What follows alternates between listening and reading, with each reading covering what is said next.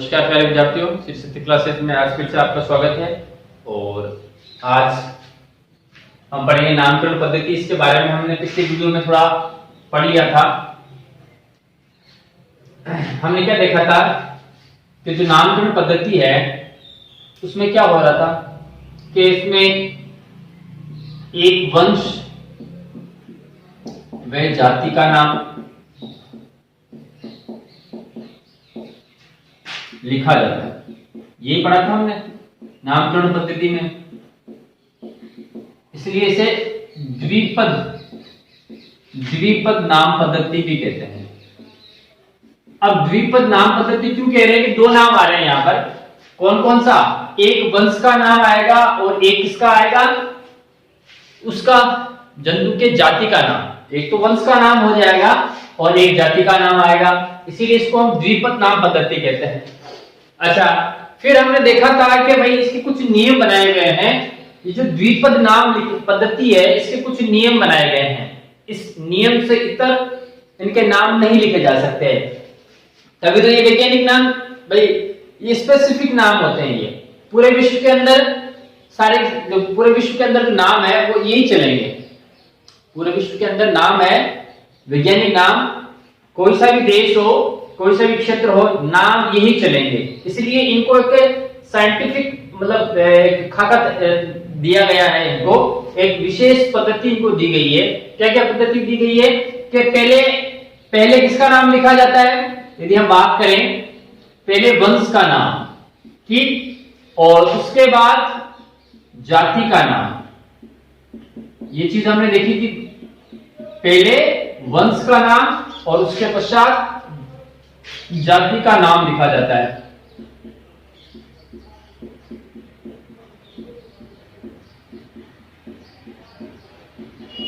ठीक, फिर वंश का नाम है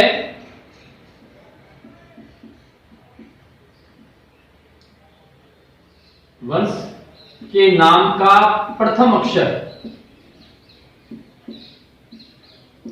किसमें? कैपिटल लेटर में। कैपिटल लेटर में लिखा जाता है।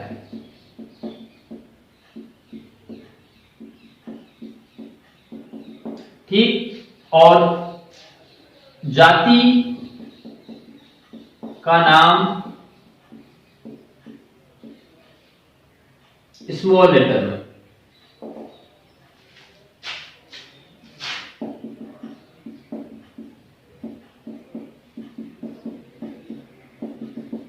है ना? वंश का नाम कैपिटल लेटर में और जाति का नाम स्मॉल लेटर में लिखा जाता है। आगे हमने ये देखा था कि ये जो नाम होते हैं किस किस के? वंश और जाति के। वंश और जाति के ये नाम कैसे होते हैं? लेटिनीकृत यानी लेटिन भाषा के होते हैं। लेटिन भाषा में लिखे हुए होते हैं, है ना? यानी अमेरिका के जो पड़ोसी देश है, उत्तरी अमेरिका, दक्षिण अमेरिका वगैरह, ये जो देश हैं वो लेटिन देश कहलाते हैं। ठीक है, तो वहां की जो भाषा है वो लेटिनी भाषा होती है और इनके जो वंश और जाति के नाम है वो लेटिनीकृत भाषा में लिखे जाते हैं। ठीक, ये इंपॉर्टेंट चीज होती है। उसके बाद में इसकी जो स्टाइल होती है, लिखने का तरीका होता है, इनको लिखने का तरीका इटैलिक होता है।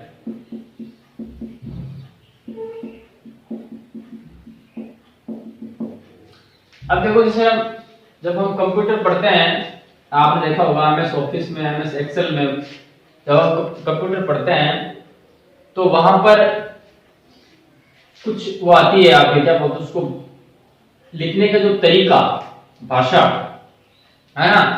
वहां पर जैसे मान लो एरियल आती है, एक कैपिलरी आती है, हाँ, और एक आपका आता है इटैलिक। तो इटैलिक में क्या होता है, फॉन्ट का नाम है इटैलिक है, तो इटैलिक जो होती है उसमें क्या होता है, ऐसे तिरछा लिखा जाता है। जैसे मान लीजिए कोई नाम है जैसे राणा टिग्रीना, है ना, तो इस प्रकार ये थोड़ा तिरछा नाम लिखा जाता है। राणा टिग्रीना मैंने जो नाम लिखा है ऐसे तिरछे करते करते नाम लिखते हैं। तो ये एक इटैलिक तरीका होता है लिखने का। तरीका कैसा होता है? ये इटैलिक, है ना। और कंप्यूटर के अंदर भी इटैलिक जो फॉन्ट होता है उसके अंदर ये अक्षर है वो थोड़े तिरछे करते हुए लिखे जाते हैं। ठीक, उसके बाद में क्या आता है कि भाई एक वंश में जाति के दो नाम नहीं हो सकते।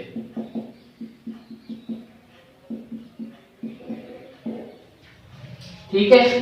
अच्छा, ये जो सारी की सारी जो प्रोसेस हम पढ़ रहे हैं, वंश जाति, ठीक है, ये पद्धति कहलाती है। इसे ही द्विपद नाम पद्धति कहते हैं। इसे क्या कहते हैं? द्विपद नाम पद्धति कहते हैं। कुछ उदाहरण यदि हम देखें, इनके एग्जाम्पल देखें, द्विपद नाम पद्धति के कुछ उदाहरण देखें इस हिसाब से कि भाई पहला अक्षर वंश का, पहला वंश होता है, फिर जाति होता है, लैटिन भाषा में लिखा जाता है, इटैलिक होता है। तो यदि हम देखें तो जैसे मान लीजिए मनुष्य की बात करें, हम मनुष्य की बात करें तो मनुष्य में जो वंश होगा होमो, और जाति क्या हो जाएगी? सेपियंस। क्या हो जाएगी? सेपियंस, होमो सेपियंस। ठीक है। इसी प्रकार आप मनुष्य हो गया, टाइगर की देखो,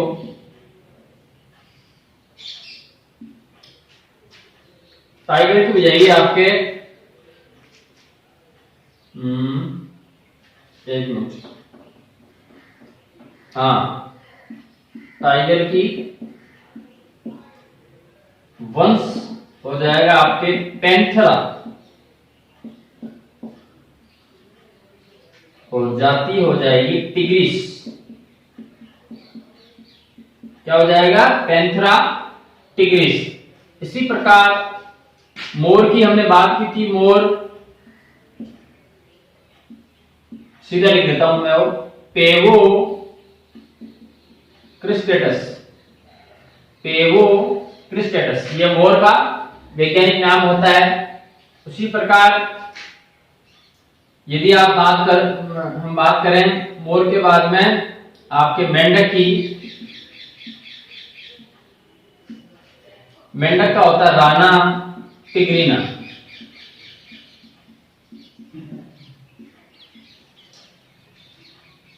क्या होता है?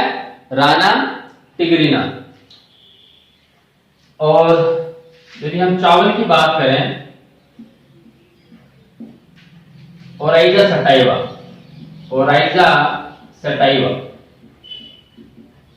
तो इस प्रकार ये जो पद्धति है वो द्विनाम पद्धति कहलाती है। द्विनाम पद्धति क्यों कहला रही है? क्योंकि एक नाम वंश को इंगित करता है और एक नाम जाति को इंगित करता है। ये यहां पर भी देखो, एक ये जो पैंथरा है वो क्या है? वो टाइगर का वंश है। जाति क्या है? टिग्रिस है। मोर, पेवो क्या है? मोर की, मोर का वंश है। क्रिस्टेटस क्या हो जाएगी? इसकी जाति कहलाएगी। ठीक है। मेंढक में राना क्या हो जाएगा? वंश, टिग्रीना जाति। तो इस प्रकार यहां पर दो नाम एक साथ आ रहे हैं, एक वंश का नाम आ रहा है और एक जाति का नाम आ रहा है। इसीलिए इस प्रकार को या इस फॉर्मेट को क्या कहते हैं? द्विपद नाम पद्धति कहते हैं। द्विपद नाम पद्धति कहा जाता है। अब आगे की हम बात करते हैं। अब आगे क्या हुआ? क्या भाई ये जो उपरोक्त पद्धति अभी हमने पढ़ी है, उपरोक्त पद्धति कौन सी पद्धति? द्विपद नाम पद्धति। तो ये पद्धति, इसके बारे में बताया किसने था? तो उपरोक्त पद्धति का विस्तृत वर्णन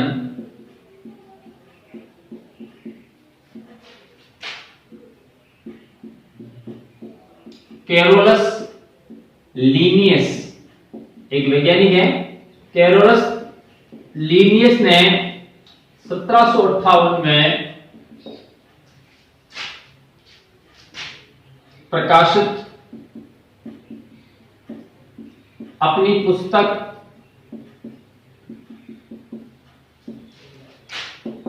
सिस्टेमा सेंचुरी, क्या नाम था उस पुस्तक का? सिस्टेमा सेंचुरी में किया था।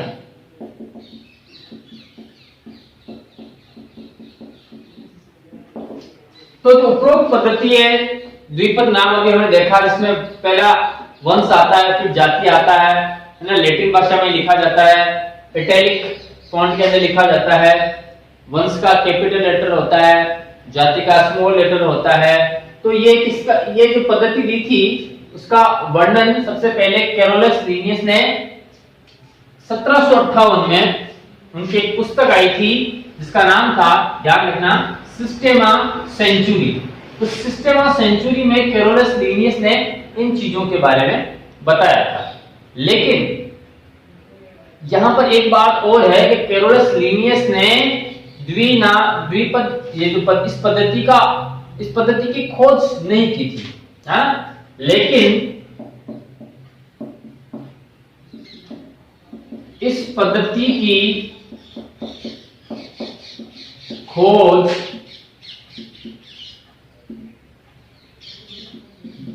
गास्पर्ड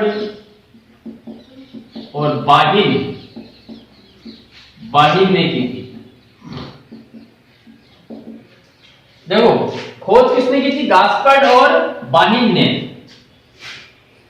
लेकिन उन्होंने क्या किया? खोज की, उसके बाद में ज्यादा उन्होंने अध्ययन नहीं किया, इसके बारे में अधिक अध्ययन उन्होंने नहीं किया, विस्तृत रूप से उसका अध्ययन नहीं किया। तो गास्पर्ड और बाहिन ने इस पद्धति की खोज की, परंतु इसका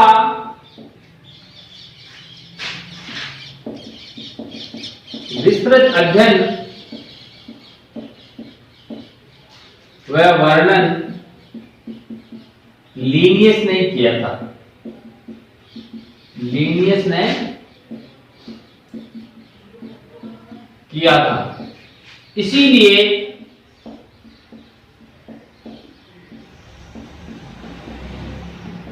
कैरोलस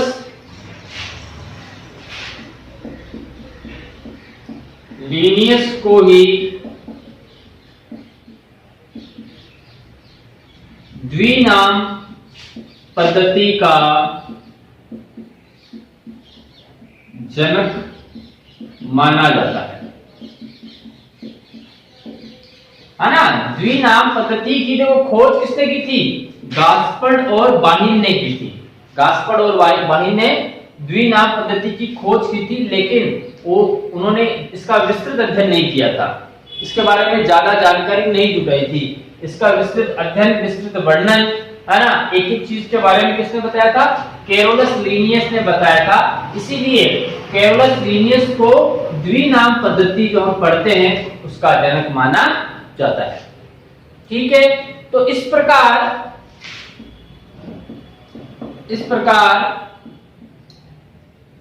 सजीवों का नामकरण किया जाता है। अब नामकरण तो हो गया, लेकिन फिर एक समस्या और उत्पन्न हो गई, और वो समस्या की क्या थी कि हर एक जीव का अलग अलग उसके गुणों का हम अध्ययन नहीं कर सकते, है ना? परंतु अब ये समस्या थी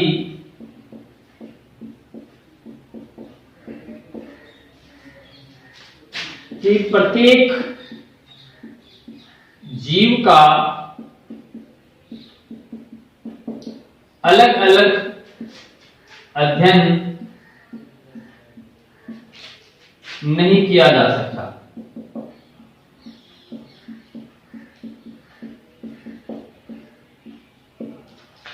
हर एक एक जीव का हम अध्ययन नहीं कर सकते। हमने पहले भी बात की थी कि भाई जो जीवों की संख्या है वो करोड़ों में है। पेड़ पौधों की बात कर लो, जंतुओं की बात कर लो, छोटे जीवों की बात कर लो, इनको मतलब बहुत ही जो रेंज है बहुत बड़ी है। तो हम एक एक प्रत्येक जितने भी करोड़ों जीव है उनके बारे में एक एक अलग अलग से हम उसका अध्ययन नहीं कर सकते कि भाई एक बार मान लीजिए हमने शेर का किया, फिर चीते का किया, फिर लोमड़ी का किया, इस प्रकार अलग अलग अध्ययन हम नहीं कर सकते हैं। तो इसके लिए फिर क्या किया जाए, क्योंकि इसमें तो बहुत ज्यादा टाइम लगेगा, इतना पॉसिबल भी नहीं है कि हम एक एक जीव को पकड़ पकड़ कर उसका अध्ययन करें। अतः इस कार्य के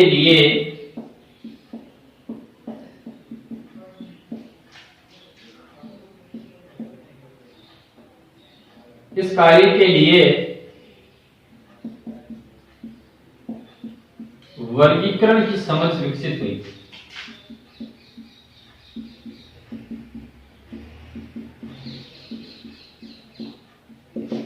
कौन सी? वर्गीकरण। देखो जब नाम देने की बात आई तो अलग अलग जीव थे, उनको नामकरण दिया गया। द्विनाम पद्धति के हिसाब से एक वंश और एक जाति, तो नामकरण का काम तो हो गया, जीवों को नाम दे दिया गया, सारे विश्व में एक ही नाम से उनको फिर जाना जाता है। लेकिन अब उनकी पहचान करना और उनके गुणों के बारे में जानकारी प्राप्त करना ये थोड़ा पॉसिबल नहीं था। तो फिर ये वर्गीकरण का आधार बना ये चीज। अब वर्गीकरण के आधार पर क्या हुआ कि समान लक्षणों वाले जीवों को एक वर्ग में रख दिया गया, है ना। मान लो एक कोई समान कुछ लक्षण मिलते जुलते हैं, है ना, तो उसमें मान लीजिए 100 जीवों को एक ही श्रेणी में रख दिया या 50 जीवों को एक श्रेणी में रख दिया, एक ही श्रेणी में रख दिया, एक ही वर्ग में रख दिया, क्लास में रख दिया। तो अब जो 50 एक, पहले तो हमें क्या करना पड़ रहा था, एक एक जीव का अलग अलग हम इसका वर्णन, गुणों का, उनके लक्षणों का अध्ययन कर रहे थे। अब हमने क्या किया कि समान लक्षणों वाले जीवों को हमने एक ही वर्ग में रख दिया। तो मान लीजिए एक वर्ग के अंदर 50 या 100 या उससे भी ज्यादा जीव आ रहे हैं, तो अब हमें क्या होगा, हम एक का अध्ययन करेंगे तो हमें 50 का अध्ययन अपना आप ही हो जाएगा। उनके गुणों का, उनके लक्षणों का अध्ययन हम कर सकते हैं आसानी से। तो इस आधार पर, वर्गीकरण के आधार पर जीवों को क्या है, समान लक्षणों के आधार पर एक वर्ग में रखा गया। तो वर्गीकरण में समान लक्षणों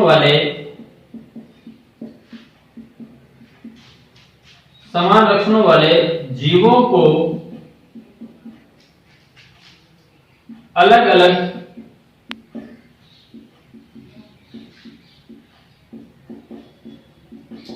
वर्गों में रखा गया। इस प्रकार इन जीवों का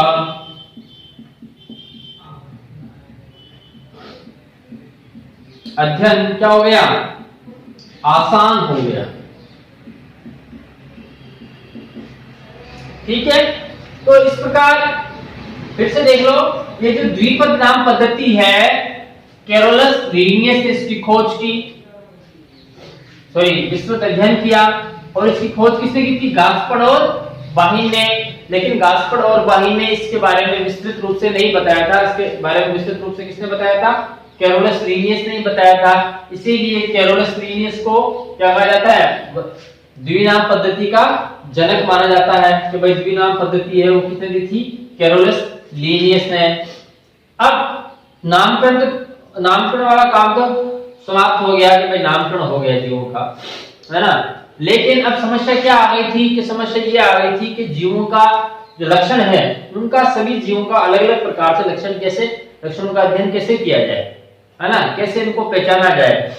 इसके लिए क्या किया गया, एक वर्गीकरण बनाया गया, वर्गीकरण का आधार बनाइए, है ना। और वर्गीकरण में क्या किया गया कि जो समान लक्षण वाले हैं जीव, समान लक्षणों वाले एक ही प्रकार के जीवों को क्या किया गया, एक वर्ग के अंदर रख दिया। जब एक वर्ग के अंदर रख देंगे तो उसके अंदर वो सारे के सारे जीव, सजीव या जो भी जीव हैं वो आ जाते हैं, जिनके लक्षण लगभग क्या है, एक समान है और जिन्हें हम एक वर्ग के अंदर रख सकते हैं। ठीक है, आगे आता है आपके वर्गीकी या टैक्सोनॉमी। टैक्सोनॉमी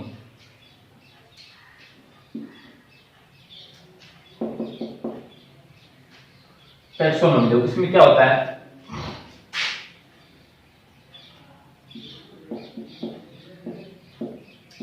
वर्गीकी में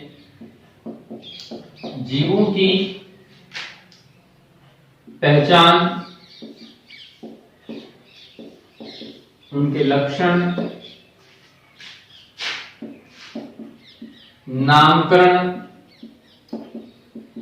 वे वर्गीकरण के आधार पर क्या किया जाता है, अध्ययन किया जाता है।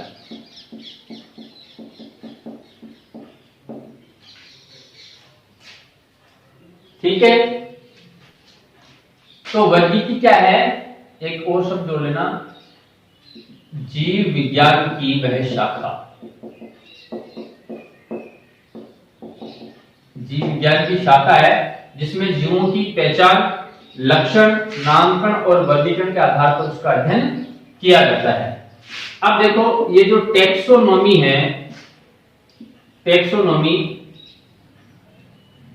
एक ग्रीक शब्द है। क्या है, एक ग्रीक शब्द है, यूनानी भी आप इसे बोल सकते हो, यूनानी या ग्रीक। टैक्सोनॉमी दो शब्दों से मिलकर बना है और ये है क्या, एक ग्रीक शब्द है। ये शब्द दो शब्दों से मिलकर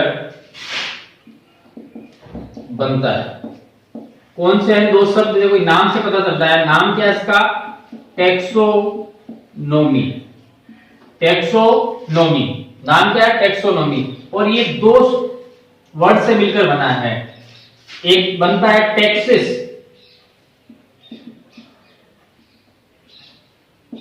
टैक्सिस, ठीक है, और एक बनता है नोमोस।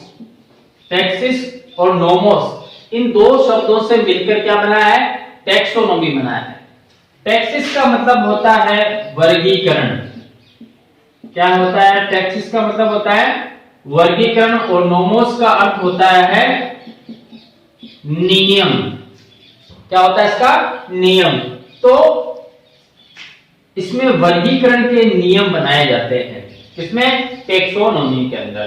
तो टैक्सोनॉमी जीव विज्ञान की वह शाखा है जिसमें जीवों की पहचान, लक्षण, नामकरण और वर्गीकरण के आधार पर क्या किया जाता है, अध्ययन किया जाता है जीवों का। टैक्सोनॉमी क्या है, एक यूनानी या एक ग्रीक शब्द है और ये शब्द दो शब्दों से मिलकर बना होता है ना। जो टैक्सोनॉमी है, टैक्सोनॉमी ये कितने शब्दों, जैसे हम संधि विच्छेद करते हैं ना, उसी प्रकार इसका यदि हम संधि विच्छेद करें तो ये दो शब्दों से मिलकर बनता है।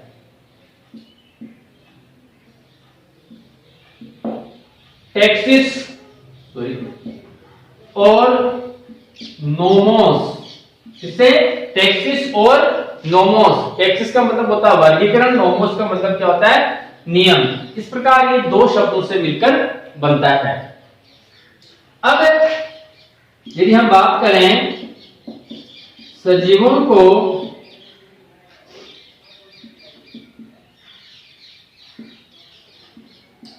वर्गीकृत करने का आधार क्या बनता है, भाई किस किस आधार पर सजीवों को हम वर्गीकृत करते हैं। तो पहला तो क्या हो जाएगा, सजीवों के लक्षण, उसके बाद में पहचान, उसके बाद में नामकरण और वर्गीकरण। इनके आधार पर सजीवों को क्या किया जाता है? वर्गीकृत किया जाता है, या उनको टेक्सा में वर्गीकृत किया जाता है, टेक्सा बनाए जाते हैं। टेक्सा क्या होगा? अलग अलग लक्षणों वाले जीवों को अलग अलग वर्गों में रखना, है ना। मान लीजिए एक टेक्सा बना दिया गया है, उसमें 100 जीव हैं, तो ये क्या हो जाएंगे? ये लगभग समान लक्षणों वाले सजीव होंगे, समान लक्षणों वाले जीव होंगे। तो वर्ग से देख लो, वर्ग की क्या हो गई? टेक्सोनोमी, जीव विज्ञान की वे शाखा जिसमें पहचान, लक्षण, वर्गीकरण, नामकरण के आधार पर सजीवों का अध्ययन किया जाता है ना। इसका आधार क्या बनता है? वर्गीकरण, नामकरण, पहचान और लक्षण। टेक्सोनोमी एक ग्रीक शब्द है और ये दो शब्दों से मिलकर बनता है, टेक्सिस और नोमोस। टेक्सिस का मतलब होता है क्या होता है? वर्गीकरण, और नोमोस का अर्थ होता है नियम। इसके अलावा किसी सजीव का जो वर्गीकरण करते हैं उसका आधार क्या बनते हैं? सजीवों के लक्षण, पहचान, नामकरण और वर्गीकरण। अब आगे देखिए, है ना। तो जीवों में अनेक लक्षण क्या होते हैं? समान दिखाई देते हैं। अनेक जीवों में आपको अनेक लक्षण समान दिखाई दे सकते हैं, लेकिन कुछ लक्षण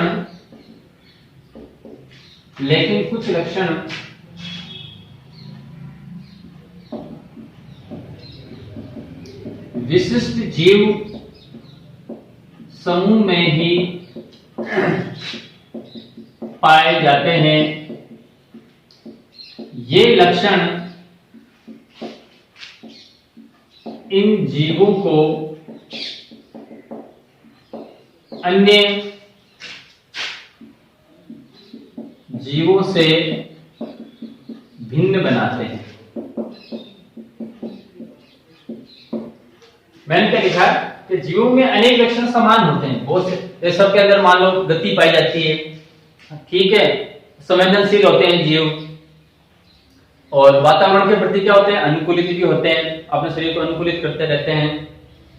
उनमें भी वही अवस्था, जैसे प्रजनन की प्रक्रिया हो रही है, ठीक है, पाचन की क्रिया हो रही है, शोषण की क्रिया हो रही है, सब कुछ हो रहा है। तो ये कुछ लक्षण क्या हो रहे हैं? समान दिखाई देते हैं। लेकिन कुछ लक्षण ऐसे होते हैं जो विशिष्ट होते हैं। कुछ लक्षण क्या होते हैं? कुछ लक्षण ऐसे होते हैं जो विशिष्ट होते हैं। जैसे मान लीजिए शोषण की क्रिया सभी सजीव करते हैं, ये एक सामान्य नियम है, सामान्य लक्षण है, लेकिन तरीका अलग अलग हो सकता है। जैसे मान लीजिए मछली है ना, मछली क्या करेगी? शोषण की क्रिया करती है, पानी के अंदर रहती है और गिल्स के द्वारा शोषण की क्रिया कर रही है। कुछ फेफड़ों के द्वारा करेंगे, कुछ है जो मेंढक है वो त्वचा के द्वारा भी शोषण की क्रिया कर लेते हैं। तो इस प्रकार कुछ जो लक्षण होते हैं वो क्या होते हैं? कुछ लक्षण क्या होते हैं? विशिष्ट होते हैं। और ये विशिष्ट लक्षण ही क्या करते हैं? जीवों को अन्य जीवों से क्या बनाते हैं? भिन्न बनाते हैं, अलग बनाते हैं, ठीक है। इन विशिष्ट लक्षणों के आधार पर ही जीवों को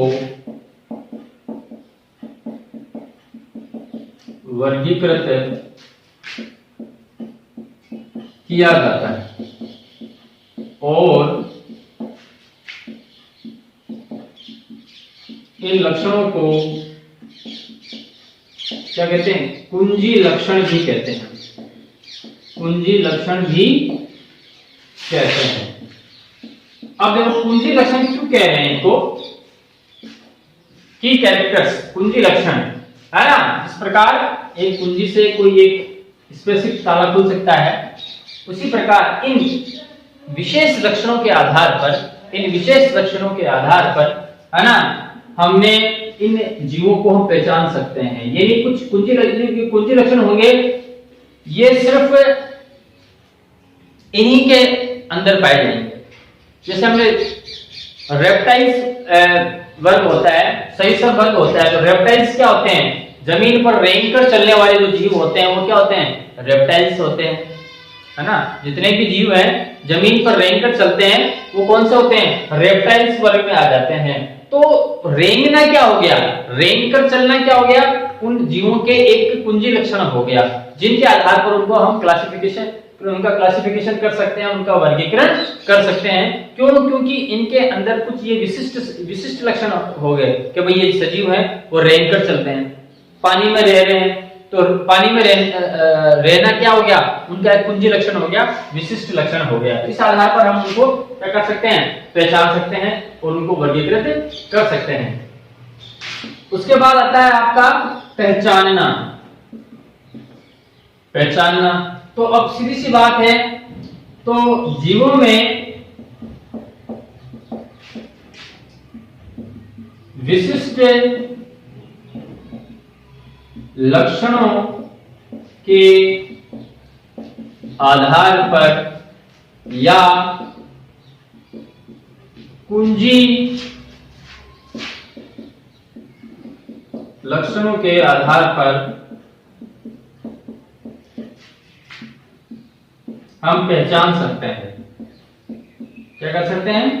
हम पहचान सकते हैं। इसके आधार पर, इन कुंजी लक्षणों के आधार पर, इन विशिष्ट लक्षणों के आधार पर हम जीवों को हम पहचान सकते हैं। जैसे कहीं पर मान लीजिए एक खरगोश जा रहा है और उसी के पास में मान लीजिए एक कुत्ता निकल रहा है या बिल्ली जा रही है, तो हमें किसी ने बताया थोड़ी है, या वो खुद थोड़ी बता रहा है कि भाई मैं खरगोश हूं, मैं गाय हूं, जो भी है। हमने क्या किया? हमारे अंदर उसकी पहचान है, उस खरगोश के बारे में, उस कुत्ते के बारे में, उस गाय के बारे में हमारे क्या है? एक समझ विकसित है कि इनके आधार पर, उनके विशिष्ट लक्षणों के आधार पर, उन कुंजी लक्षणों के आधार पर, तो हम गाय को हम गाय ही कहेंगे, हम गाय को भैंस नहीं कहेंगे। क्यों? कुंजी लक्षणों के आधार पर हम उनको क्या है? पहचान लिया है। हम उनको पहचान सकते हैं उनके विशिष्ट लक्षणों के आधार पर, विशिष्ट गुणों के आधार पर। तो ये हो गया उसकी पहचानना। उसके बाद में आता है वर्गीकरण। वर्गीकरण, अब वर्गीकरण में क्या होगा कि जीवों में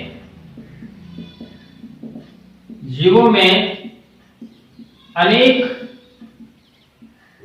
लक्षणों हेतु विभिन्नताएं पाई जाती हैं। विभिन्नताएं पाई जाती हैं।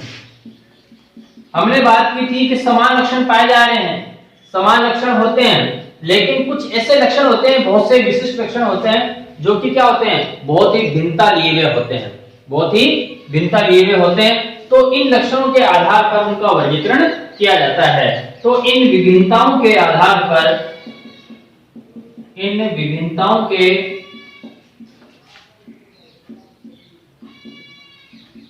आधार पर ही जीवों का वर्गीकरण किया जाता है। ठीक है, तो इस आधार पर जीवों को हम पहचानते हैं विशिष्ट लक्षणों के आधार पर, और जो उनके अंदर विभिन्नताएं पाई जाती हैं, उन विभिन्नताओं के आधार पर हम उनको क्या कर सकते हैं? उनको वर्गीकृत कर सकते हैं। उसे हम अलग अलग टेक्सा के अंदर रख सकते हैं। तो आज के लिए इतना ही, कल फिर इसके आगे पढ़ेंगे। धन्यवाद।